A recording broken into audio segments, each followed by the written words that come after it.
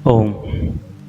आप सभी को मेरी सादर नमस्ते और अपने लाइव दर्शकों का भी स्वागत करता हूं, अभिनंदन करता हूं कि वो YouTube के माध्यम से आर्य समाज सुशांत लोग से जुड़े हैं, इसलिए आपका भी बहुत बहुत आभार। स्वामी जी मुंबई में पधार चुके हैं और वहां पर उनका पहला व्याख्यान होता है।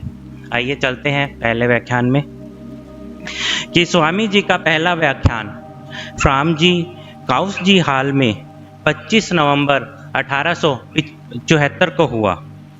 व्याख्यान मध्याह्नोत्तर में 2 बजे से 6 बजे तक हुआ था। उसका विषय मूर्ति पूजा था। उसमें महाराज ने अनेक वेद मंत्र उद्धृत करके और प्रबल युक्तियों से मूर्ति पूजा का खंडन किया था और वैष्णव मत, विशेषतः वल्लभ मत की तीक्ष्ण आलोचना की थी। उक्त संप्रदाय के लोगों ने पूर्व ही यह निश्चय कर रखा था कि उक्त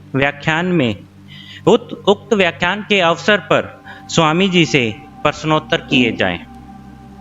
इसके लिए उन्होंने वैचरवादी को नियत किया था और वे लोग दल बल के सहित व्याख्यान में गए थे। वैचर शास्त्री विनीत स्वभाव और सरल प्रकृति के मनुष्य थे, परंतु उनके साथी ऐसे न थे। प्रतीत होता है कि ये लोग घर से ही व्याख्यान में विघ्न डालने का संकल्प करके आए थे।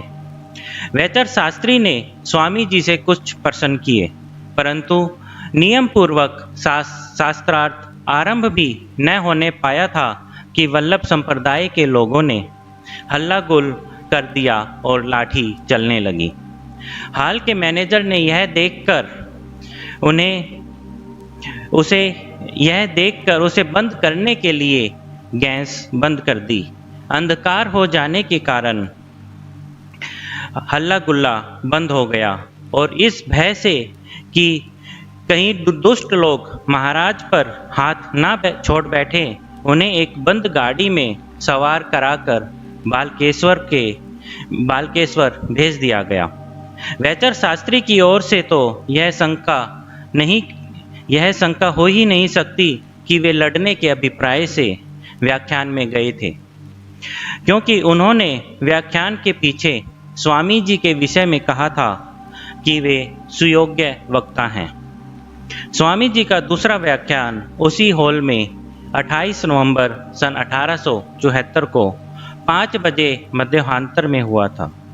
उसमें उन्होंने आर्यों का इतिहास वर्णन किया था, जो कि इस प्रकार है कि 5 या 5.5 सहस्त्र वर्ष पूर्व आर्य जाति अत्यंत उन्नत दशा में थी। उनका विज्ञान विस्तृत था और उसमें सत्कर्म और धार्मिकता का प्राबल्य था। आर्य जाति की अधोगति का कारण राजगण की मूर्खता हुई, जो एक विशेष समय महाभारत काल के पश्चात क्रमशः प्रगाढ़तर होती गई। उससे पहले राजगण बड़े विद्वान होते थे। इसमें इंदु प्रकाश की एक आलोचना में लिखा है कि वे निसंदेह साहस संपन्न वक्ता हैं और उन्हें अपनी विद्या पर अति विश्वास है। वर्तमान समय के कपटी धर्माचार्य के विषय में उनकी हास्यमय युक्तियों ने बनियों के वृहद समुदाय में जो उनका व्याख्यान सुनने गए थे, बड़ी सनसनी उत्पन्न कर दी है। जो कुछ उन्होंने अंत में कहा, उसे प्रकट होता है कि इस समय वे वेद भाष्य की रचना करने में लगे हुए हैं। पहले व्याख्यान में जनसमूह बहुत अधिक हो गया था और इससे शांति भंग होने की शंका थी। अतः इस व्याख्यान में हाल के अंदर उन्हीं लोगों को जाने दिया जिनके पास टिकट थे, और वे टिकट सभा स्थल पर व्याख्यान के समय से 1 घंटा पूर्व लोगों को बांटे गए थे। इस वृत्तकर्ताओं के संबंध में गुजरात मित्र के 16 दिसंबर सन 1874 के अंक में संपादक ने इस प्रकार लिखा है कि हमें बताया गया है कि पंडित दयानंद सरस्वती स्वामी ने मुंबई के धार्मिक विषयों पर 2 व्याख्यान दिए हैं। सुधार और धर्म विषय में उनकी सम्मति जानने के लिए लोगों ने सहस्त्रों की संख्या में उनके पास एकत्रित हो गए हैं। कहा जाता है कि वे संस्कृत के गंभीर विद्वान हैं और उन्होंने वेदों का ध्यानपूर्वक अध्ययन किया है। यह भी कहा जाता है कि वे मुख्यतः उन्हीं प्राचीन ग्रंथों की ओर अर्थात वेदों की ओर अपील करते हैं और उनकी सम्मति है कि वेद विधवा विवाह और अन्य सुधारों का प्रतिपादक है, जिनका पक्ष यह पत्र और अन्य पत्र लेते हैं। वे उन लाखों साधुओं का क्रोध और घृणा के साथ उल्लेख करते हैं जो धार्मिक गुरु होने पर दंभ करते हैं और दूसरों के दान पर अपना पेट भरते हैं। उनका विश्वास है कि जैसे पाखंडी ये लोग हैं, वैसे बुरे पाखंडी दुनिया में कभी देखने को नहीं आए। वस्तुतः दयानंद पूर्ण सुधारक हैं, परंतु वे अपने कथन को प्राचीन परंपरा व प्राचीन ग्रंथों पर निर्भर करते हैं।